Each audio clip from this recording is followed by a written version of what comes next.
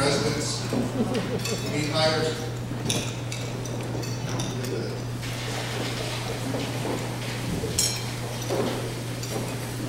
My name is Steve Patterson.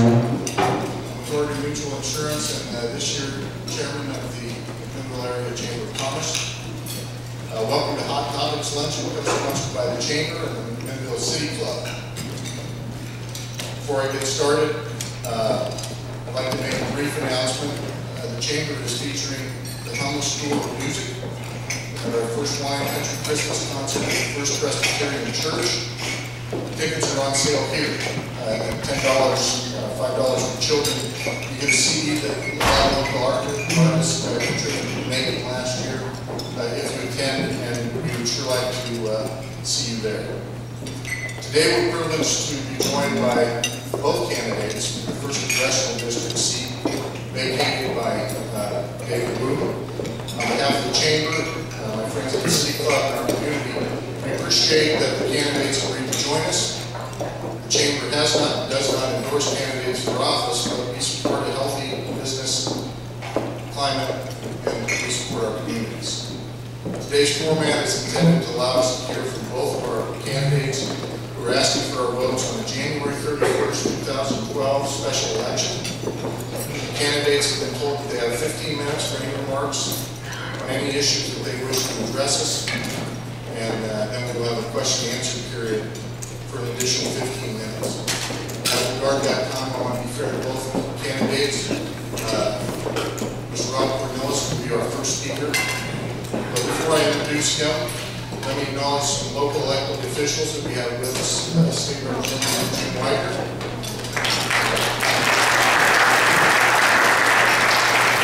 Our County Commissioners Mary Stern, Kathy George, and Leslie Wilson.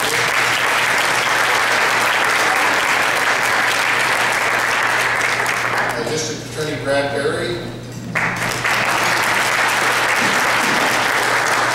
City Councilor Scott Gill, and Kelly Macon.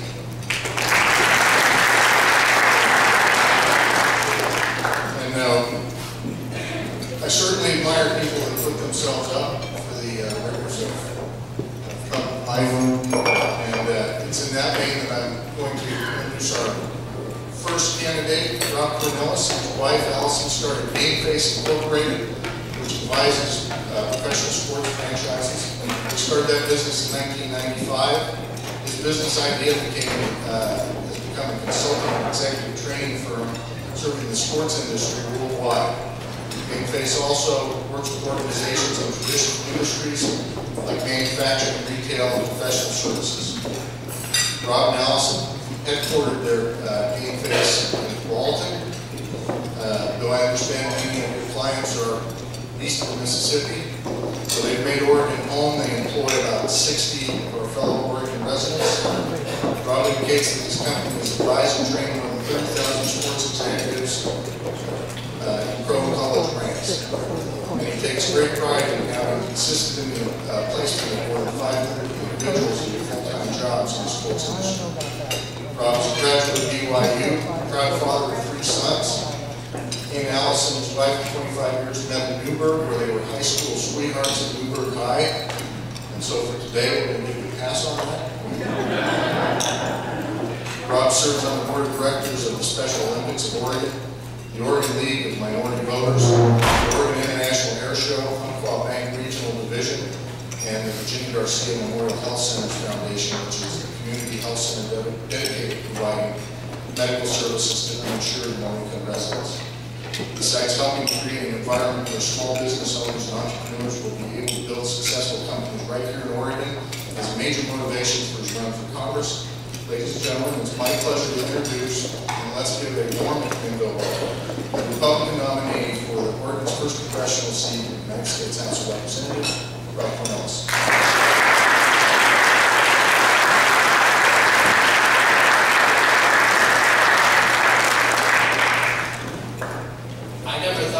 Tiger would get applause in McMinville. That's awesome. Thank you very much. It's a pleasure to be with you. I'm certainly grateful for the chance to address you and to share some ideas, as well as to hear your ideas and thoughts as to what's important to you here in this fine city of McMinville. Certainly, I call Yamhill County home for many reasons. As was mentioned, I am a native I'm a native Oregonian. I was born in Multnomah County. I was raised in Washington County and then attended high school here in Yamhill County. You might say that I'm a son of the 1st Congressional District. And as Steve mentioned, 16 years ago, using money from our savings account and a spare bedroom in our 12th home, my wife Allison and I launched a small business that we called Cakeface. And over time, we have been able to employ 60 people and their families, as far as we're concerned, and acquire about 400 clients throughout North America and, in fact, throughout the world. And all in all, our firm has serviced more than 30,000 executives in our particular industry, as well as industries that are very diverse, such as manufacturing and the others that Steve mentioned. But perhaps I think what gives me the greatest satisfaction is that our company has played a very direct role in helping to launch the careers of more than 500 young people who want to work in a very hard-to-break-into industry.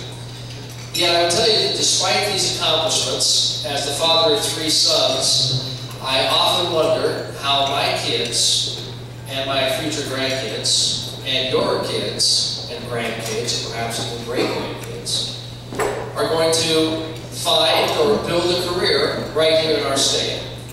Will they have to leave Oregon to find good opportunities? Or will we only see them when they come to visit for the holidays? Or can we make real changes in the way we do things so that Oregon becomes a better place to work, a better place to contribute to your community, and even a better place to retire? People have asked, rightly, how my professional experience, starting and running a small business, prepares me to be a member of the United States Congress. That's a fair question with a simple answer. I believe the most important task of Congress today is to make sure our economy is creating jobs, something that, as was mentioned, I've been fortunate to do. And I'm proud to have the endorsement of the National Federation of Independent Business, the leading voice for small businesses here in our country. And this particular city of McMinville has a mayor, Rick Olson, as you all know. He's one of 20 mayors in this district who have stepped forward to endorse me. And mind you, it's not just Republican mayors. It's Republicans, Democrats, and Independents who have stepped forward and have already suggested they believe I am the best candidate to partner with them in creating jobs for Northwest Oregon. You see, I know how hard it is to create a job. And I also know how easy it is to constrain a job through poor policy making. I've been fortunate to have signed the front of paychecks for 16 years. And I will tell you, and perhaps some of you can relate to this, it's not uncommon when you're a small business owner in Oregon to get to the bottom of those stacks, that bottom of the checks, the stack of checks every month. And you see the last one that's there waiting for your signature. And you survey it closely and decide to put it in your desk drawer because you know paying yourself would not be fiscally responsible just yet. To start my business, I had to travel the country, armed with nothing but my ideas and, frankly, a will to succeed. Through patience and perseverance, I was able to break into the most storied and successful front offices in the sports world, convincing them that they needed, actually, what I had to offer. And after building their trust, I executed on the promise, and I earned and kept their business. When name brands as recognizable as the world champion St. Louis Cardinals, or the Green Bay Packers, or the Boston Celtics needed expertise in certain areas of their business, believe it or not, they called all the way to Tualatin, Oregon to get it. As a small business owner, I knew I had to wake up every day and deliver positive, visible results for my company, my employees, and my family. I'm accustomed to solving problems, quite frankly, not pointing fingers. So I would ask those who say I don't have the experience for Congress, I would ask them this.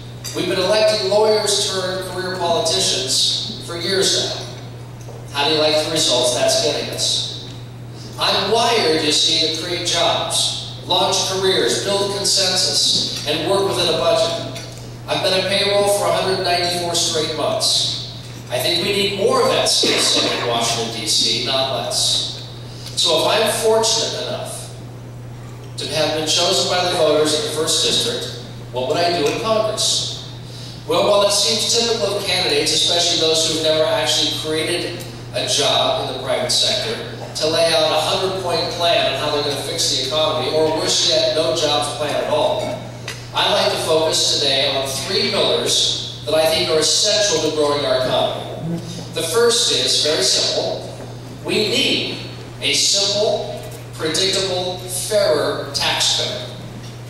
Let me ask, can anyone here answer any of the 3 questions I'm going to lay out for you? Number 1, what will the tax rates be on individuals and small businesses at the end of next year?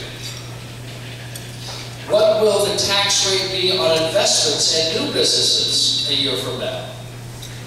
Or number 3, what will the tax brackets look like a year from now? Now, none of us knows the answers, including members of Congress, and that's the problem. We have politicians saying that businesses should invest and create jobs, but they keep tinkering with the rule book and threaten to change it every 12 months or so. And then they act surprised that companies, the very same that they like to demonize, are holding an estimated $2 trillion in cash reserves rather than investing it. Employers, whether they're putting their own money at risk or that of investors, need stability and assurance so that they can plan, budget, and measure risk. Though their future is uncertain, they're sure of one thing: Congress is paralyzed with partisanship. So what can we, or more specifically, what can I do about it? Well, I'm increasingly hearing of a quiet, emerging bipartisan consensus that we need wholesale changes to the tax code. Our politics, however, is stuck in a tired argument about 10-year-old tax policy and band-aid approaches to tax relief. It's gotten us nowhere. We need people who will stop talking and start enacting tax overhaul that is bold and bipartisan, which would raise revenues and decrease our dependence on government spending, since more people would be working. So what would a tax overhaul look like? Well, it's important first to understand where the current system is failing us. For starters, it's 10,000 pages of maze-like loopholes written by lawyers and understood only by those who can afford them. Meanwhile, lobbyists sweep in and assist mega corporations in not only navigating through the clutter, but also in greasing government to help their clients and their taxes. Indeed, the well-connected become the well-compensated. The most famous of these cases, in my opinion, is General Electric, which in 2010 made over $14 billion in profits worldwide, yet paid no federal income tax. And 30 mega corporations made a profit between 2008 and 2010, yet claimed a net tax benefit. So who gets stuck paying the bill? Well, Oregon's middle class and our small and medium-sized businesses. How is that fair? Everyone knows our country needs more revenue. We can begin by reforming and eliminating unfair and politically motivated corporate loopholes. Now, don't get me wrong, some deductions are important to sustain any growth or constancy our economy has. For example, we need to maintain the mortgage interest deduction, which was designed to help middle-income families afford a home. But do we really need to allow the deduction for second homes? Is it important for our government to subsidize vacation homes for those who don't need it? Of course not, especially not in this economy. President Obama's National Commission on Fiscal Responsibility, known as the Simpson-Bowles Commission, spent 8 months coming up with bipartisan recommendations for eliminating loopholes and lowering tax rates across the board. While some of these recommendations need greater scrutiny and updated analysis, the result is a simpler tax code that doesn't pick winners and losers and that broadens the tax base to bring in those who are avoiding taxes. A tax overhaul is doable, and the American people who spent, by the way, 6 billion hours last year preparing their taxes, are ready for this change. Now, the second pillar to strengthen our economy. While we're creating a simple, more predictable, fairer tax code so that families and businesses can plan, we need our next congressional representative to be an aggressive advocate for organ workers in the world marketplace. That starts by electing someone in Oregon's 1st District who has a business sense for promoting what we do well, while also recruiting others to invest here. My background, I believe, is ideally suited to fill this need. Now, obviously, I'm talking about trade. But successful trade also requires that we never take our eye off the ball on seeing that, one, we knock down tariffs and other barriers for organ products and services, and two, we defend organ interests by holding our trading partners accountable to our agreements that they've signed. Since our early days, as most of you know, Oregon has been built on trade, and the 1st Congressional District is dependent on it. The most populous Oregon district today is also the most multifaceted. We sit on the Pacific Rim, where 40% of the world's population resides, boasting diverse and valuable goods. And we also produce services that are in the high-tech sector of Washington County, the fisheries on the North Coast, the forests in Columbia and Clatsop counties, and right here in McMinville County, the nurseries and vineyards that we're becoming increasingly known for, and the tourism as well that comes with it. And of course, we have the center of business activity of our state right in downtown Portland, also in the 1st District. Bordered by the navigable waters of the Columbia and the Willamette, our largest city, after all, is called Portland. Portland Business Alliance recently released a report showing that 470,000 jobs in Oregon are dependent on international trade.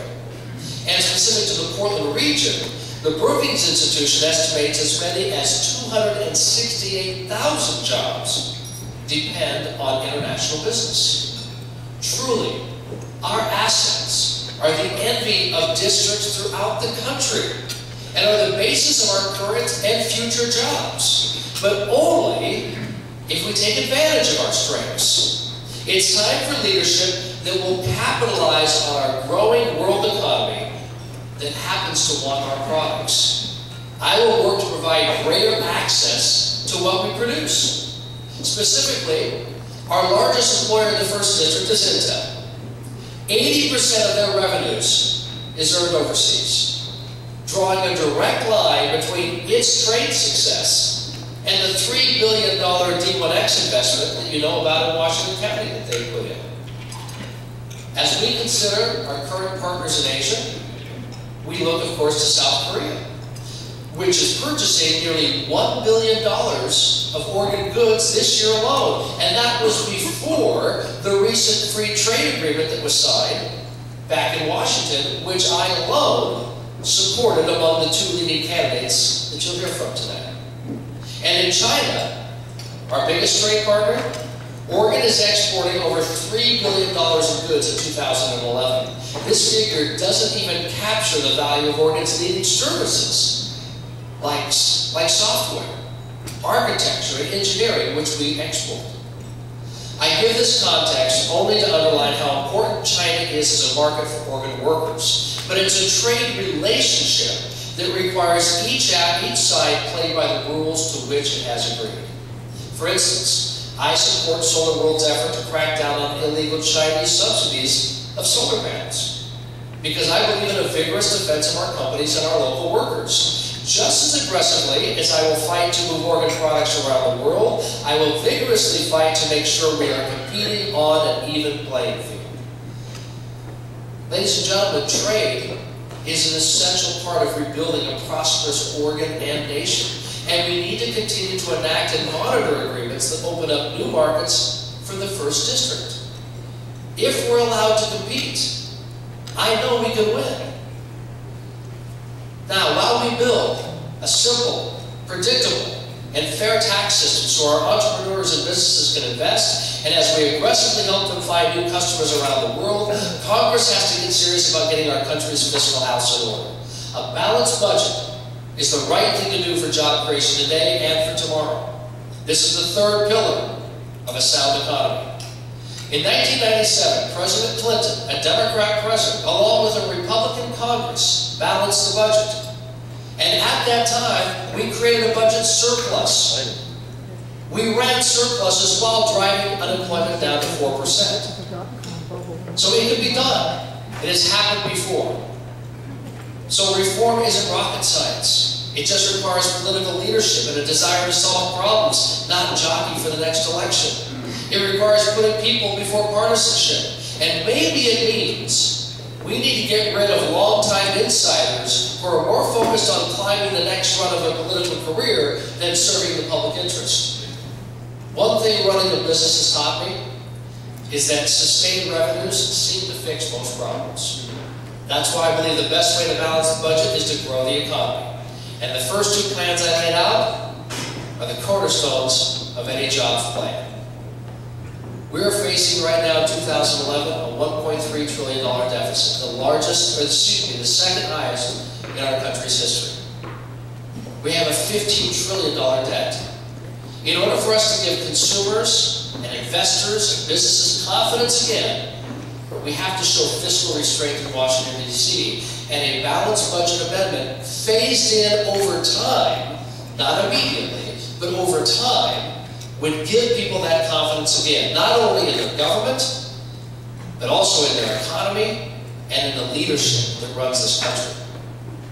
There are reasons why we can't enact a balanced budget immediately.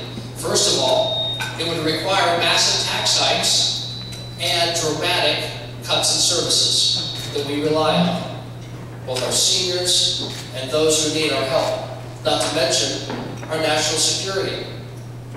And to do that all at one time would be, I think, catastrophic to our economy and those who rely on government services. The second reason why we can't enact it immediately is because you have to allow time for the states to ratify the amendment. So in the meantime, we need to be working towards fixing the economy by growing jobs using those other two pillars I suggested. So in conclusion, creating a simple, predictable, and fair tax code, helping Oregon workers export their goods and services to the world, and balancing the federal budget. These are the pillars of economic growth and job creation and would serve as my focus if elected. And I would add, these are bipartisan ideas. You don't need a majority or a minority of your own party. You can work these ideas through bipartisan support if you have reasonable ideas and approaches. Now, I admit, ladies and gentlemen, I'm not your typical candidate. I'm not a political insider. I have not worked my way up through the system, nor have others been hoisting me up the political career ladder. So if you think the problem today in Congress is that we don't have enough politicians or lawyers, then I think you should support somebody else. But if you think it's time to elect someone in the 1st District who knows what it takes to create jobs, who's actually demonstrated the ability to solve problems around this country, and will work with anyone who's ready to reason, regardless of party, then I'm your candidate. And today I ask for your support and the commitment of your vote. I thank you, and I'd be happy to answer any questions you may have.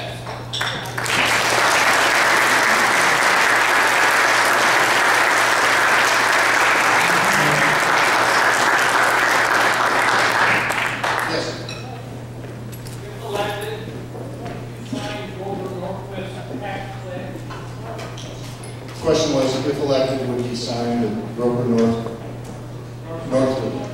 tax plan? No.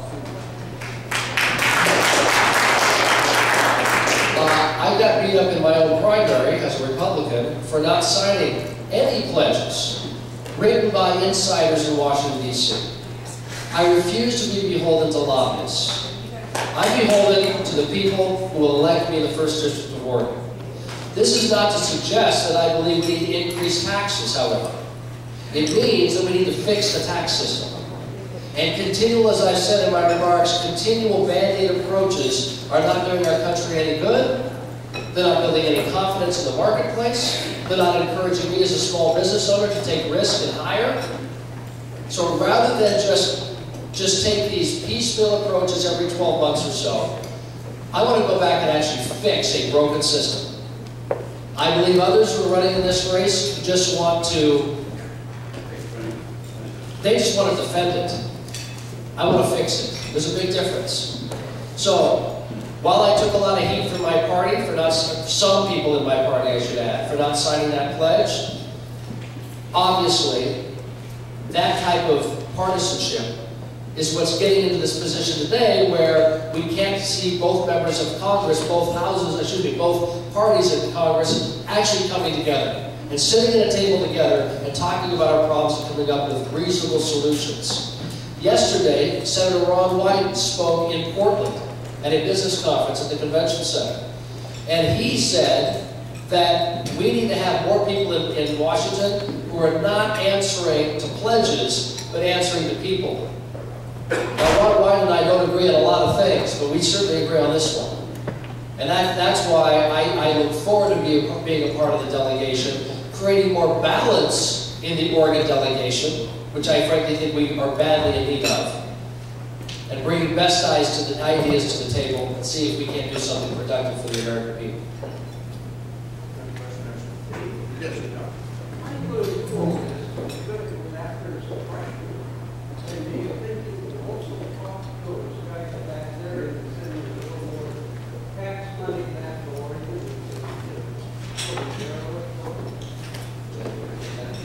I'll repeat the question.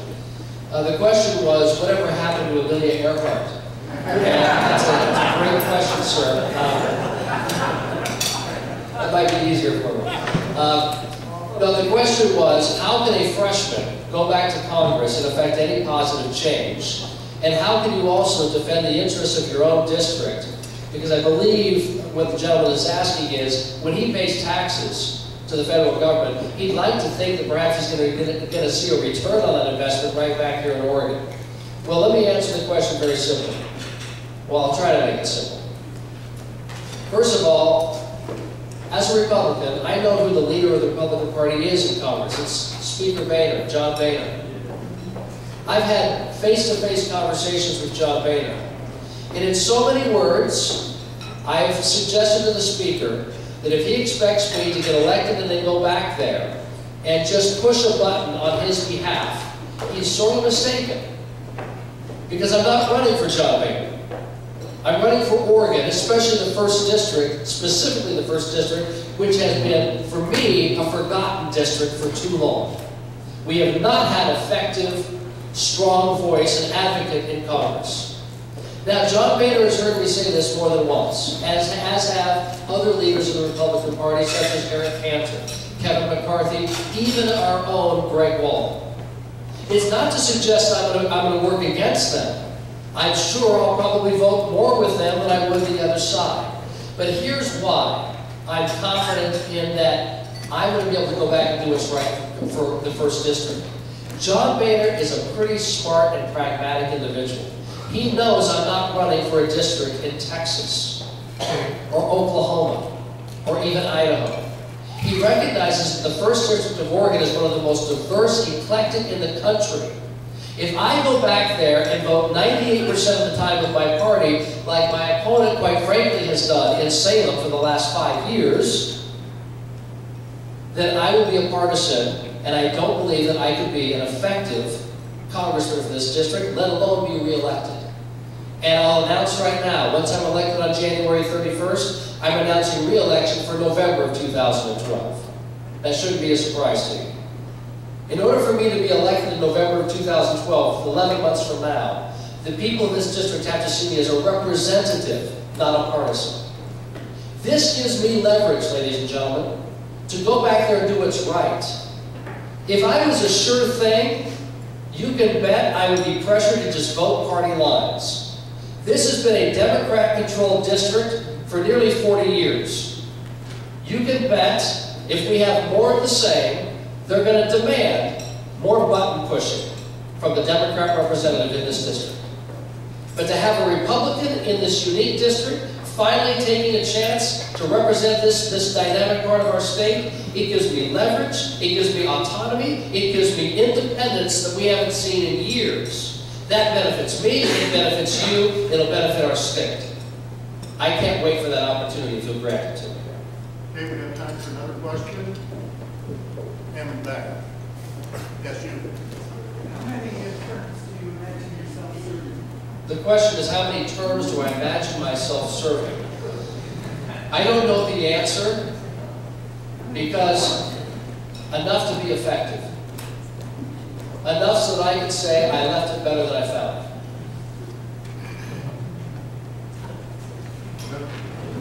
What's your vision for the United States in addition to the economy? Well, I think one of the things we have to do is we have to elevate our expectations of what our elected officials should be. It saddens me that when my youngest child, who's 15, says, as he watches television, he says, I don't like politics. All they ever do is argue. And that was basically what he said. All they ever do is argue. I'm trying to get my sons, and perhaps you are doing with your kids or grandkids, I'm trying to get them to understand that public policy matters. That, you know, there was a time in our country's history where we actually looked up to our elected leaders. We weren't so cynical about them. And I would like to elevate the discussions, I'd like to elevate those expectations, and I would add that when my opposition, the political operatives in Washington, D.C. that represent my opposition have decided to put in $1 million in the next 50 days to discredit me as a person and a job creator. That's more of the same. And I would ask you, ladies and gentlemen, when's the last time you saw a negative ad for my campaign?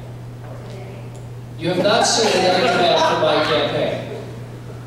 My ad is about job creation. I talk about what I've done in job creation and what I want to do in Congress. But you have seen negative ads against me. Now, if you like that kind of politics, if you think that's good for the process, if you think that encourages more people to get involved, then I would encourage you to reward it by not supporting me and supporting someone else.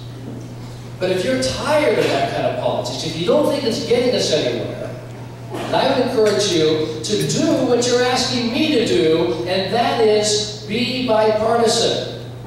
Some of you in this room are not registered in the same party as I, I'm sure. But yet you want me to go back to Washington, D.C. and work with Democrats and independents. I pledge to you I will. And may I ask you to do the same right now? Will you consider voting for a Republican? Supporting a Republican? I think it's only a fair question. We can't just look back to Washington, D.C., sir, and expect them to create the change. We've got to start right here in this district, and it begins in this election because it's the first one of 2012 anywhere in the country. Let's send a message that we're tired of more of the same. We're tired of politics of personal destruction, of manipulation, of innuendo. Let's just stay to the facts and the issues that are affecting each one of us, our neighbors, our kids, our schools, our communities. If you do that, I think we're going to see an outcome that we can be proud of. And you have run out of time, way out of time. I'm sorry. We are entitled to hear the other candidate. I appreciate that. I'm not the timekeeper. I will allow Scott to tell me when I'm out of time.